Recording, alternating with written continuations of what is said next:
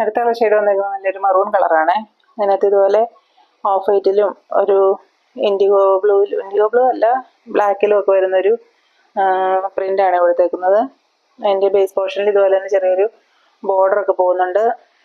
Front portion neck portion ഇതുപോലെ ആ border കൊണ്ട് ഹൈലൈറ്റ് ചെയ്തേക്കുന്ന ഒരു ബക്കറ്റ് ഷേപ്പിൽ ആ ബോർഡർ ഇതുപോലെ ഒരു പാച്ച് വർക്ക് പോലെ കൊടുത്തിട്ടുണ്ട്. അതിൻ്റെ ഉള്ളിൽ കൂടെ ഇതുപോലെ ബ്ലാക്കിൽ വന്നേക്കുന്ന ഒരു എംബ്രോയിഡറിയോട് കൂടിയുള്ള മിററിൻ്റെ വർക്കാണ് കൊടുത്തേക്കുന്നത്. ഒറിജിനൽ മിറർ തന്നെയാണ് കേട്ടോ. ബാക്ക് സൈഡ് ഇതുപോലെ തന്നെ ഈ സെയിം പ്രിൻ്റ് തന്നെ ബാക്ക് സൈഡ് വരുന്നു. ഇവിടെ പെയർ ചെയ്തേക്കുന്ന ബോട്ടം വരുന്നത് ബ്ലാക്ക് കളറിൽ വന്നേക്കുന്ന ഒരു കോട്ടൺ മെറ്റീരിയലാണ് ബോട്ടമായിട്ട് പെയർ ചെയ്തേക്കുന്നത്. പിന്നെ ദുപ്പട്ട വരുന്നത് നല്ല ബ്ലാക്കിൽ വന്നേക്കുന്ന നല്ലൊരു റെഡും ഓഫ് വൈറ്റും ഒക്കെ പ്രിൻ്റ് കൊടുത്തേക്കുന്ന നല്ല ഭംഗിയുള്ള ദുപ്പട്ടയാണ്. ദുപ്പട്ട ബ്ലാക്ക് കളറിലേക്ക് വരുമ്പോൾ കാണാൻ നല്ല ഭംഗിയാണ്. ഇതാട്ടോ ദുപ്പട്ടയുടെ പ്രിൻ്റും ഡിസൈനും ഒക്കെ വരുന്നത്.